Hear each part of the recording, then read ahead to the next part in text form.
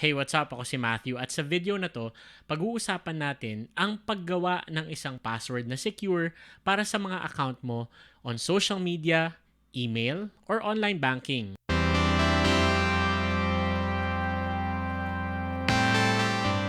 Isa na yata sa mga pinakamahirap gawin ay yung paggawa ng password na madaling tandaan pero mahirap din para sa mga hacker na makrack. Maraming mga tao ang nagre-rely sa mga password manager para matandaan nila yung password nila. Yung mga password manager ay yung mga nag-a-ask sa'yo kung pwede ba nilang i-save yung password mo para next time na magla-login ka sa computer na yon ay hindi mo na kailangang i-type ulit yung password mo.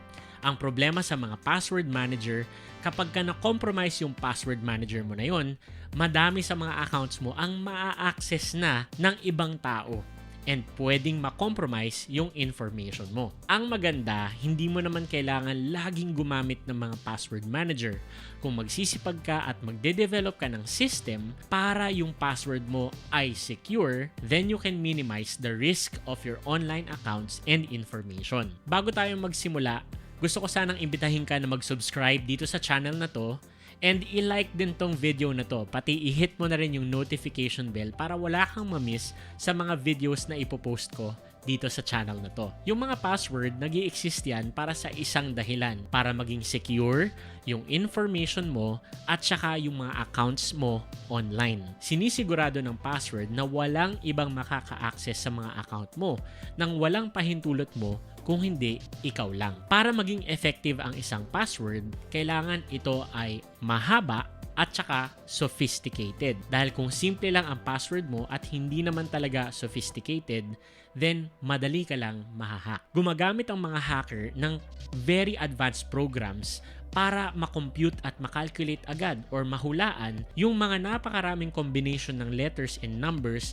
hanggang sa mahulaan nila yung tamang combination ng password mo. At itong mga programs na to ay nanghuhula ng napakaraming combinations, nagsisimula sila dun sa mga simpleng words na maaaring ginagamit mo at ko bilang mga password. Hindi ka maniniwala pero napakaraming tao ang gumagamit nung mismong word na password bilang password nila sa mga importanteng account nila online. Nandyan din yung mga gumagamit ng ABC 123, nandyan din yung gumagamit ng QWERTY 12345 bilang account passwords nila.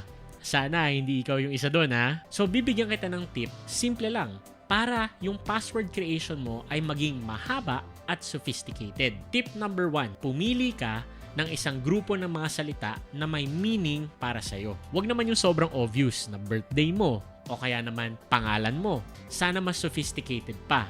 For example, yung phrase na ang alaga ko ay asong Shih Tzu. Yan.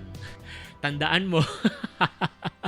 Madali lang tandaan yung grupo ng mga salita na yan. Ang alaga ko ay asong Shih Tzu. Kung yung phrase na yan ay may meaning sa'yo, madali mo lang din siyang maiintindihan. So baka ngayon, meron kang pwedeng isulat na grupo ng mga salita, phrase or simple sentence na pwedeng maging password.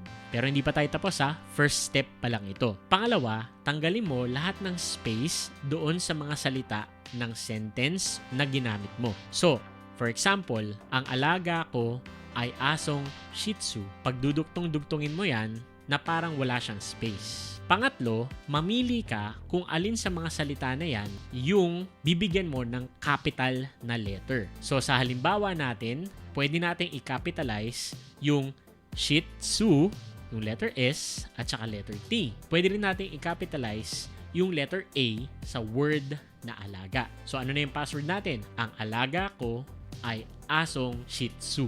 Alright? Pang-apat, pwede mong i-exchange yung mga vowels sa password mo ng isang symbol. Let's say for example, dito sa password natin, ang alaga ko ay asong Shih Tzu, pwede nating palitan lahat ng letter A ng number 4. Bakit number 4? Kasi korteng letter A din siya, pero number siya. Okay? Nandyan din yung @ sign. Kung gusto mong palitan ng @ sign, yung mga letter A sa password mo. Tumingin ka sa keyboard mo. Merong mga certain letters na pwede mong i-exchange for symbols. Pwedeng letter A, pwedeng letter E, pwedeng letter S. So sa password example natin, lahat ng mga letter A ay papalitan natin nung number 4. Yung susunod na gagawin natin ay papalitan din natin yung isa pang letter ng other symbol. Pwede rin nating palitan lahat ng letter O sa number 0.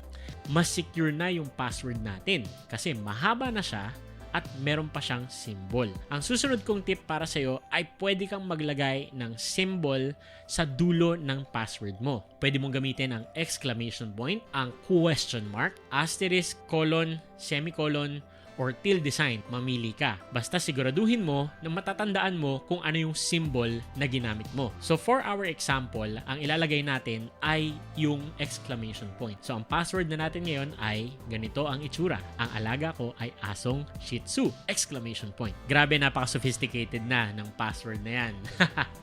Panghuli ay maglalagay tayo ng mark or tanda para yung password natin ay maging unique for each account na ginagamit natin. Halimbawa, meron kang account sa Google or yung Gmail account. Ang gagawin natin sa password natin ay lalagyan natin siya ng letter G sa pinakahuli para malaman natin na yon ay Gmail account. It's a system that will work in our minds to tell us na kapag Gmail yung papasukin natin na account, letter G yung nasa huli. So yung password na natin ngayon ay ang alaga ko ay asong Shih Tzu! Exclamation point, and para matandaan natin na para sa Gmail siya, lalagyan natin ang letter G sa dulo. Gets mo? Pwede kang mag-add ng iba pang marks sa huli ng account mo. Let's say for example, para sa Facebook account mo, FA ang ilalagay mo o kaya FB ang ilalagay mo. Kung gusto mo, ilagay mo sa umpisa or sa huli, whichever works for you. So, napaka-secure na ng mga password na yan. At sa haba niyan at sa pagiging komplikado niyang password na yan, sigurado ako na mahihirapan yung mga hacker at yung iba pang computing programs na mahulaan yung password mo. Siyempre, wag mong gagamitin yan na password mo dahil yan yung example natin dito. Kung may natutunan ka sa video na to, i-like mo to, and siyempre, i-share mo rin sa mga tao na alam mong nahack na. Baka may kakilala ka na muntik ng mahack or nahack na nga or nakagawa na ng napakaraming Facebook account kasi nahack na sila. Ituro mo rin sa kanila and i-share mo tong video na to para ma-secure din nila yung mga accounts nila. Isa lang yan sa mga paraan para mas maging secure yung account mo. Sa mga susunod na videos natin, meron pa akong mga ibibigay na tips para siguradong ikaw ay safe. See you in the next video. God bless.